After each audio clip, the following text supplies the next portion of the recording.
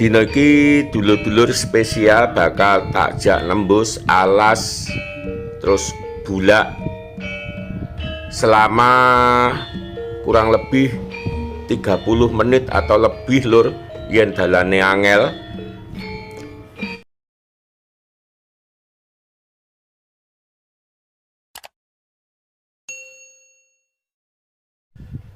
Assalamualaikum warahmatullahi wabarakatuh. Piye kabare dulur-dulur kabeh, muga-muga tansah sehat lan lancar rezekine. Jalan Raya Bajulan, Kelurahan Bajulan dulur-dulur, Dusun Plangkat, Kecamatan Loceret, Kabupaten Nganjuk. Dina iki dulur-dulur spesial bakal takjak nembus alas terus bulak selama kurang lebih 30 menit atau lebih lur, yen dalane angel. Jembatan Kali Plangkat lur. Lah panggonan sing rimbun alas mauni iku perkemahan Bumi Plangkat kang sadurunge pandemi mbiyen cukup rame nggo acara perkemahan pramuka bocah-bocah sekolah lur. Ning sakjok pandemi nganti saiki wis jarang maneh, dadine yo semak-semak liyari padha tukul lur. Ning ana telung warung sing tetep buka lur, kang paling rame iki kanan jalan. Aku cukup sering mrono lur. Ki perjalanan tak mulai saka Dusun Plangkat, Desa Bajulan, Kecamatan Loceret, Kabupaten Nganjuk. Saka Bajulan iki mengko tembus Pace dulur-dulur, Jalan Raya Pace. Dadi orang liwati jalan raya Macanan, Genjeng barang iku kliwat lur. Dalane iki sejatine yo mung dalan alas ngono kae lur biyen, terus diaspal penak to, sepanjang kurang lebih 12 km sampai jalan raya Kediri Nganjuk lur. Cuman ketoke sebagian besar wis mulai rusak-rusak maneh. Yo wong jenenge aspal desa lur. Kecuali dicor iku iso rada awet. Yen mung aspal kaya ngene iki gak umur lur, pemeneh yen sering diliwati mobil muatan lebih lur, kaya truk-truk ngangkut hasil bumi utawa hasil hutan lur. Wis kaya disengkakne wae rusake. Dadi situasine kaya ngene iki lur, iki isih lumayan. Sawetara awake dhewe isih ana Desa Bajulan, Kecamatan Loceret, Kabupaten Nganjuk. Ing Desa Bajulan uga ana papan wisata kang kawentar banget lur, terkenal yaiku Jolotundo, lan papan wisata alam kang wis suwi yaiku air terjun Roro Kuning. Nanging saiki sing dadi viral iku Jolotundo, amarga ya pancen rame, terus pengelolaan utawa manajemen kuwi bagus lur. Oke, sawetara dalane aspal desa isih lumayan lur iki. Awake iki menuju pinggiran wilayah Bajulan kang paling akhir lur, kang berbatasan langsung karo Desa Joho mengko. Durung le. Oh, ngliwati anu dhisik lur, kingko salah satu dusun saka Desa Macanan kang diarani Dusun Sumber Klampok dulur-dulur.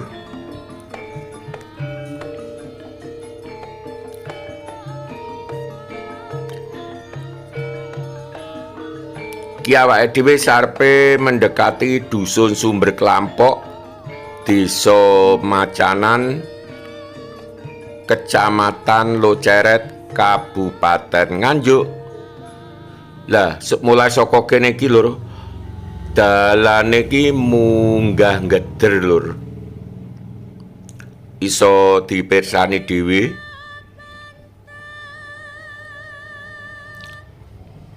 Ngarep kae lur. Unggah-unggane wis ketok kok kene lur. Dadi iki kondisi paling dhuwur sing bakal diliwati awake dhewe lur. Aku ora ngerti ketinggiane piro, yen menurut rasaku ya kurang luwih 400 sampai 500 meter di atas permukaan laut lur dhuwure. Dusun Sumber Klampok, Desa Macanan, Kecamatan Loceret, Kabupaten Nganjuk. Komoditas cengkeh lur. Terus alase jati karo maoni lur. Sawetara dalane sih lumayan iki lur, tapi engko diluk maneh. Dulur-dulur iso mirsani dhewe.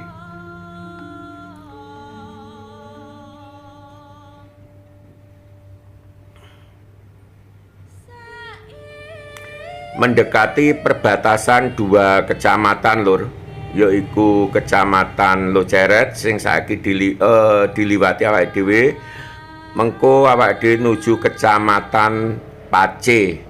Dulur-dulur sing biasa liwat jalan raya saka Kediri, mengko kan mesti ngliwati Pace, Loceret, Nganjuk. Lah, iku jalan raya niki awake dhewe ngliwati apa wilayah terakhir saka rong kecamatan mau. Dadi wilayah terakhir kang wis mepet ereng-ereng Gunung Wilis, Kecamatan Pace iku mengko sing dipethuki awake dhewe pertama Sumber Muneng lur. Lah kene iki sik wilayah perbatasan lur, arupa alas jati.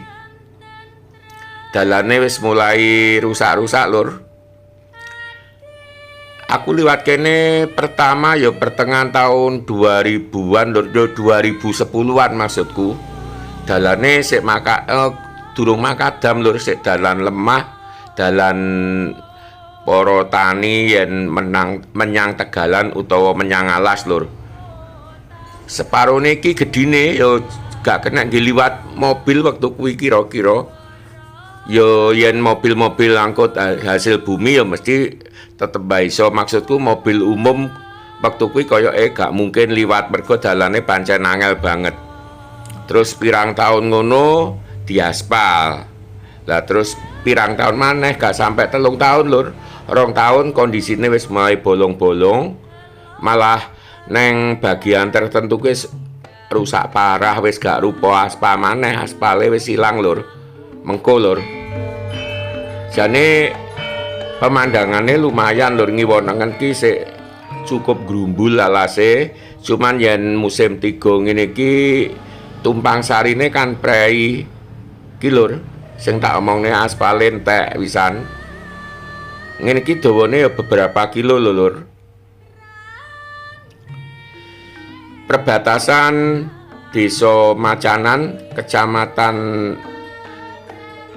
Loceret karo Desa Njoho, Kecamatan Pace, Kabupaten Nganjuk. Ya pancen nasibe wilayah-wilayah perbatasan lur. Kurang digatekake dening pemerintah. Iki yen musim rendeng gimana lur?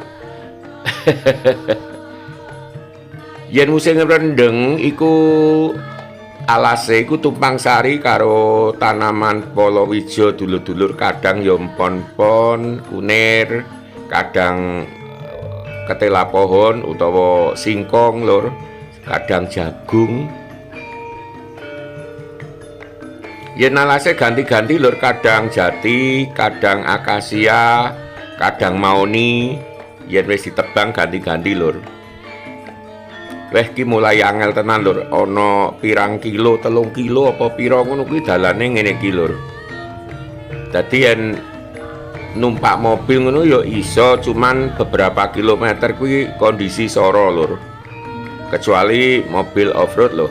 Yen sepeda motor sejatine penak numpak motor lanang, luwih penak maneh trail lur.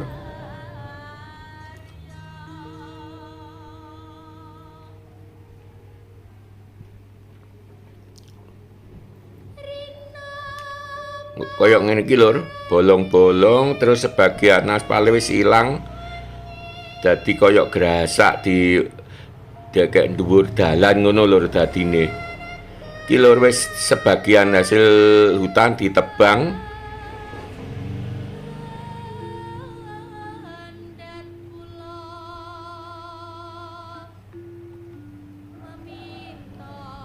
Gak iso banter lur wong dalane ya pancen bobrok. Kudune yen aspal halus saka Bajulan mau mengko sampe Desa Njoho jalan raya Pace iku gak sampe 15 menit lur. Tapi mergo kondisi ngene ya setengah jam lebih. Ora iso banter. Sanajana dalane sepi banget lur kaya dipek awake dhewe.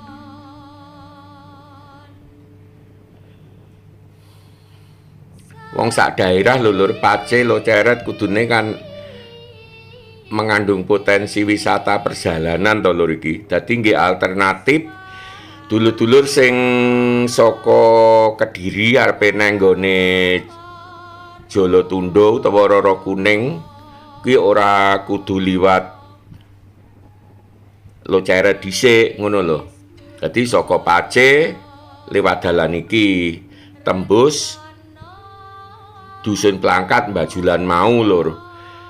Ki lur awake dhewe mulai masuk wilayah Kecamatan Pace, desane Njoho. Yen dusune iku Sumber Muneng dulur-dulur. Weh kene iki mbiyen dalane makadam lur. 10 tahun kepungkur makadam angel ngono kae.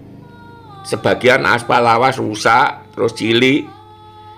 Tapi kampungnya cukup rame lur, Sumber Muneng, dusune, desane Njoho, Kecamatan Pace, Kabupaten Nganjuk, Jawa Timur.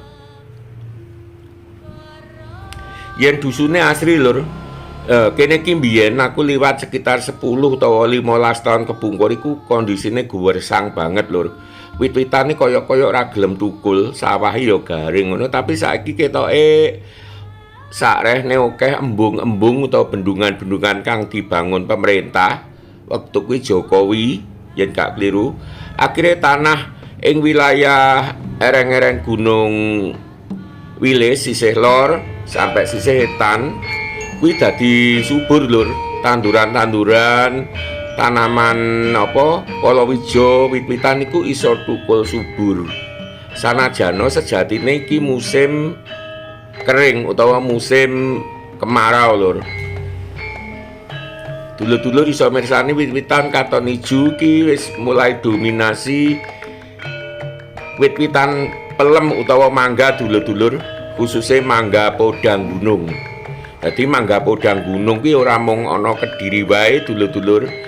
Wilayah Nganjuk sisih wetan mendekati Kediri kaya to Pace iku uga salah siji komoditas pertanian penduduk arupa mangga podang gunung lur. Wis kene iki dalane mbiyen ya wangel lur, Sumber Muneng iki. Saiki wis enak yen rusak didandani maneh wilayah sing mendekati pusat kota Kecamatan Pace lur. Sumber Muneng terus Dusun Dampit lur. Iki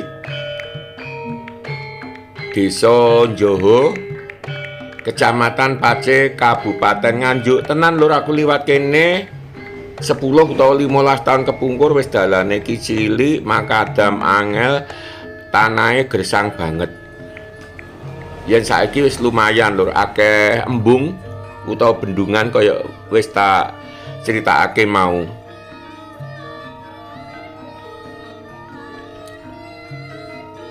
Dadi saka Bajulan mau awake dhewe mung ngliwati 3 dusun lur. Dusun Plangkat, Bajulan, Kecamatan Loceret, terus Dusun Macanan, Dusun Macanan, Dusun Sumber Kelampok, Desa Macanan, Kecamatan Loceret.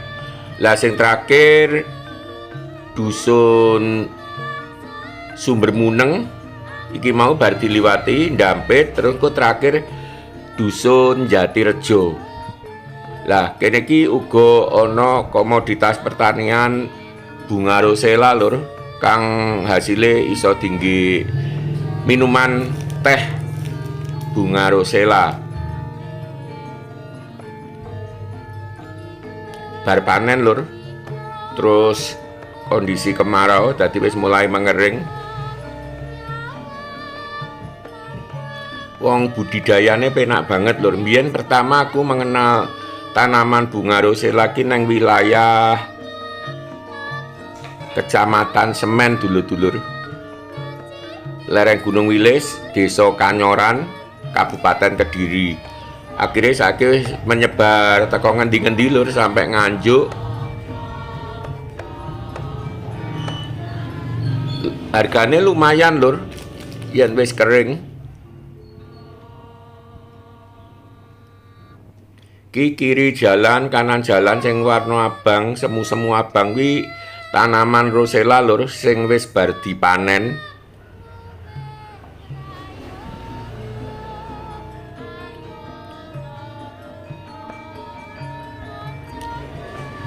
Mobil wae gak iso banter lur.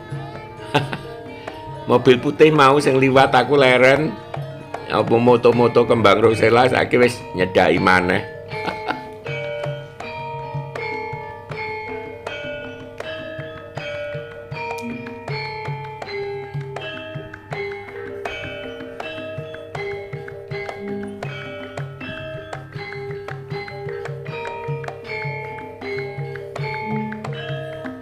Yen musim rendeng utawa musim hujan lur kene iki wit-witan kan grumbul, suket-suket uga ijo ngono.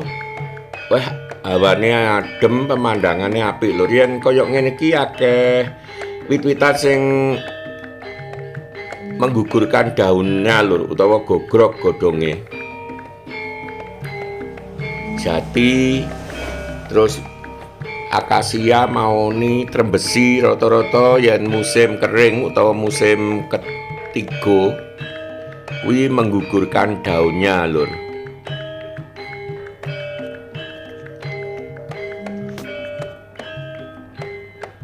Ki wis mulai masuk dusun terakhir sing bakal diliwati awake dhewe lur. Dusun Jatirejo, Desa Njoho, Kecamatan Pace, Kabupaten Nganjuk, Jawa Timur.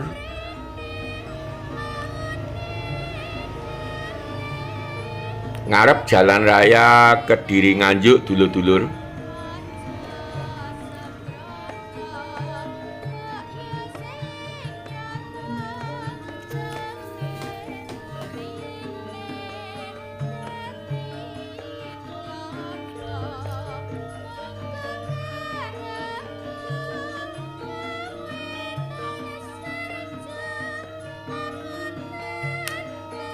Ngarep ana gapura masuk Dusun Jatirejo dulur-dulur. Ngarep kuwi Jalan Raya Kediri Nganjuk wilayah Kecamatan Pace lur.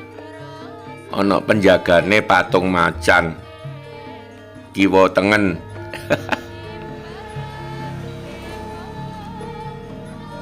Kingko aku ora ngopi utawa leren kene lur, tapi nang gone wilayah Kecamatan Grogol iki lontong sayur nang Desa Wonoasri dulur-dulur. Ki video bakal tak akhiri dhisik dulur-dulur. Bismillahirrahmanirrahim. Sawetara video tak akhiri dhisik lur. Wassalam.